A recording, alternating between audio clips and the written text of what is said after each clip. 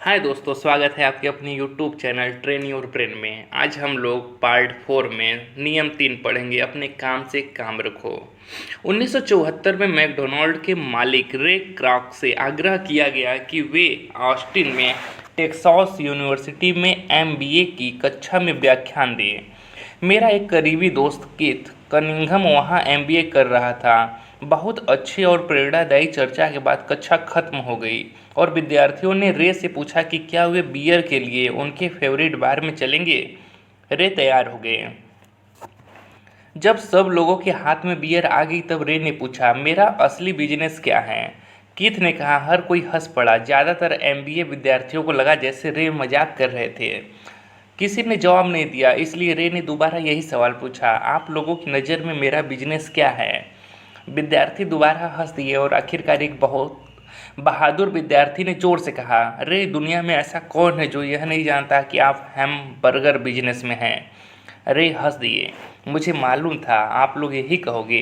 वे एक पल के लिए रुके और इसके बाद उन्होंने कहा, लेडीज एंड जेंटलमैन, मैं हैमबर्गर बिजनेस में नहीं हूँ। मेरा असली बिजनेस रियल एस्टेट है।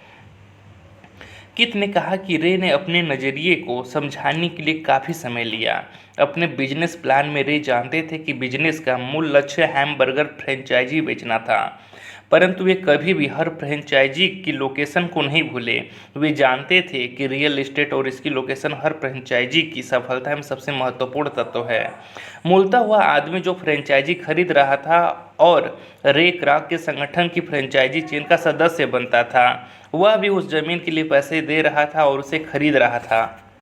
आज मैकडोनाल्ड दुनिया में रियल एस्टेट का सबसे बड़ा अकेला मालिक है, जिसके पास कैथोलिक चर्च से भी ज़्यादा रियल एस्टेट है। आज मैकडोनाल्ड के पास अमेरिका और दुनिया के दूसरे देशों में सबसे कीमती चौराहे और नुक्कड़ है। कीथ ने कहा कि यह उसकी ज़िंदगी का बहुत बड़ा सबक था। आज कीथ के पास कार धोने की बिजनेस है, परंतु उसका असली बिजनेस है कार धोने के गैरेज के नीचे का रियल एस्टेट। पिछले अध्याय के अंत में हमने यह बताया था कि ज़्यादातर लोग दूसरों के लिए काम करते हैं, बस अपने लिए काम नहीं करते। वे पहले तो कंपनी के मालिकों के लिए काम करते हैं, फिर टैक्स के कारण सरकार के लिए काम करते हैं और आखिरकार बैंक के लिए काम करते हैं, जो उनके मॉर्टगेज का मालिक होता है। जब हम छोटे थे तो हमारे आसपास मैकडोनाल्ड का कोई फ्रेंचाइजी आउटलेट नहीं था, परंतु मेरे अमीर डैडी ने माइक और मुझे वही सबक सिखा दिया था जो टेक्सास यूनिवर्सिटी में रे क्राक ने सिखाया था। यह अमीरों का रहस्य नंबर 3 है। रहस्य है अपने काम से काम रखो।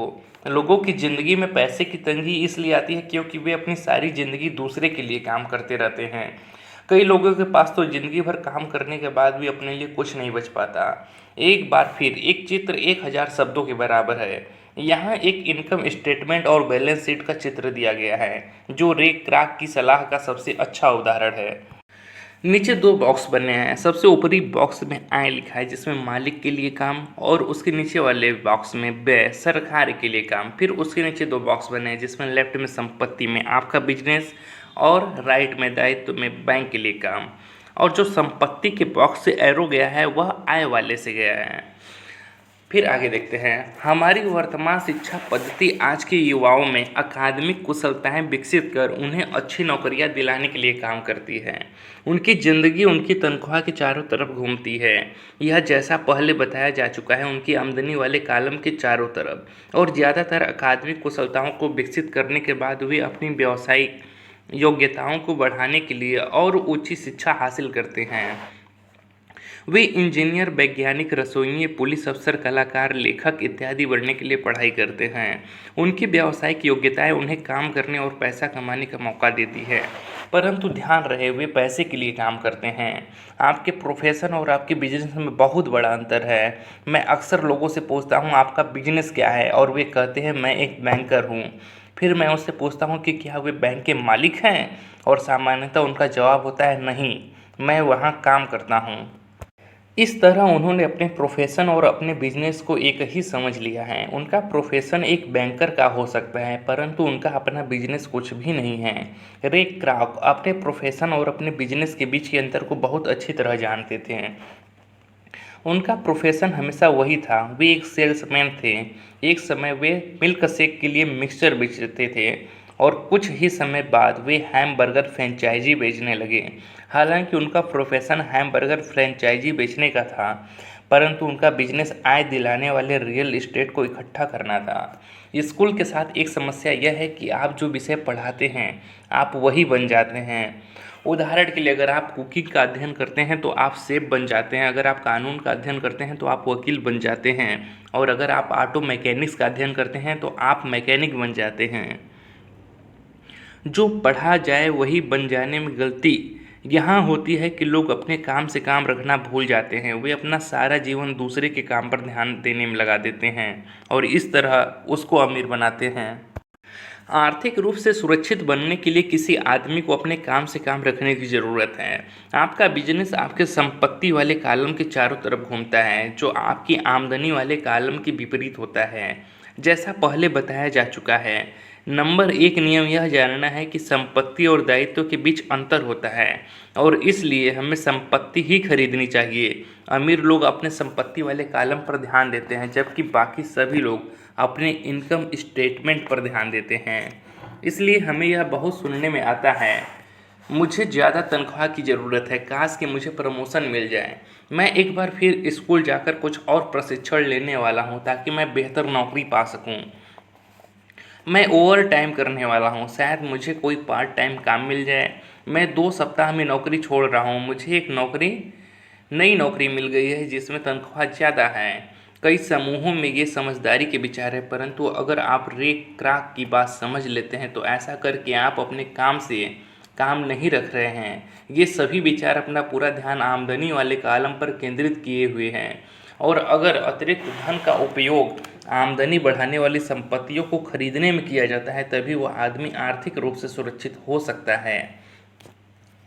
गरीब और मध्य वर्ग के ज़्यादातर लोग आर्थिक रूप से पुरातनपंथी होते हैं, यानी मैं जोखिम नहीं उठा सकता, यानी कि उनका कोई आर्थिक आधार नहीं होता। वे अपनी नौकरियों से चिपके रहते हैं, वे खेल को सुरक्षित तरीके से खेलते हैं। जब कंपनियों का आकार छोटा होने लगे तो लाखों करोड़ों लोगों को पता चला कि जिसे वे अपनी सबसे बड़ी संपत्ति मानते थे, यानी कि उनका घर, वह उन्हें जिंदा मार रहा है। उनकी घर नामक संपत्ति हर माह उनकी जेब से पैसे निकलवा रही थी। उनकी कार, उनकी दूसरी संपत्ति भी उन्हें जिंदा मार रही थी। गैरेज में रखे $1000 में खरीदे गए उनके गोल्फ क्लब अब $1000 के नहीं रह गए थे। नौकरी की सुरक्षा न होने के कारण अब उनके पास जीवन यापन का कोई आधार नहीं बचा था। उनके विचार में जो संपत्तियां थी वे पैसे के संकट के समय उनकी कुछ भी मदद नहीं कर सकती थी। मैं यह मानकर चल रहा हूँ कि हम में से ज़्यादातर ने मकान खरीदने या कार खरीदने के लिए बैंकर से लोन के लिए आवेदन फार्म भरा है।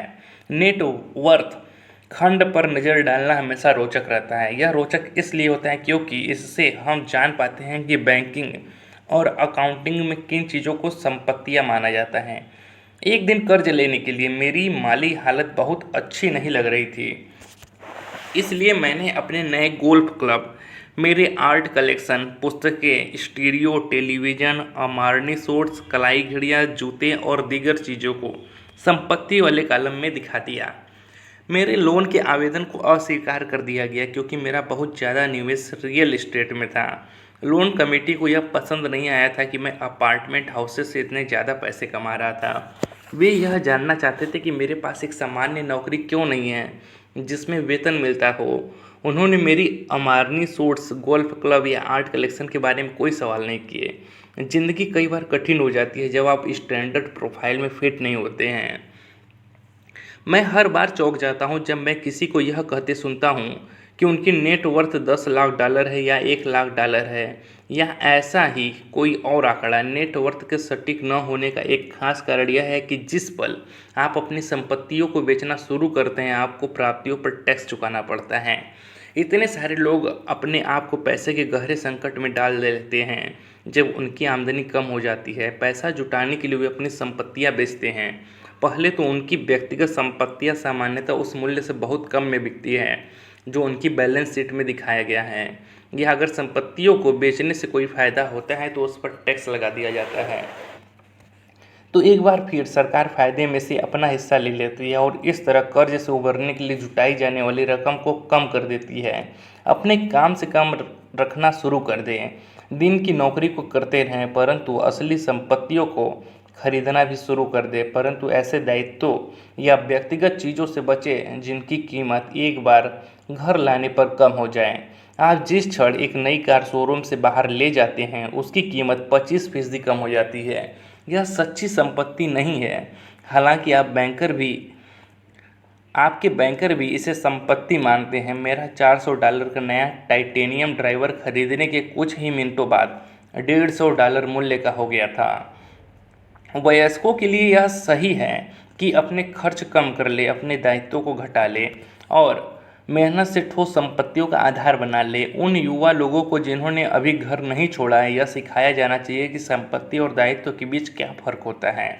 घर छोड़ने से पहले ही उन्हें संपत्ति वाले कॉलम को बनाने की प्रेरणा दी जानी चाहिए। इसके पहले कि वे घर छोड़े, शादी करें, घर खरीदे, बच्चे पैदा करें, खतरनाक आर्थिक स्थिति में फंसे, नौकरी को कस कर पकड़े रहें और हर चीज़ को उधार खरीदे।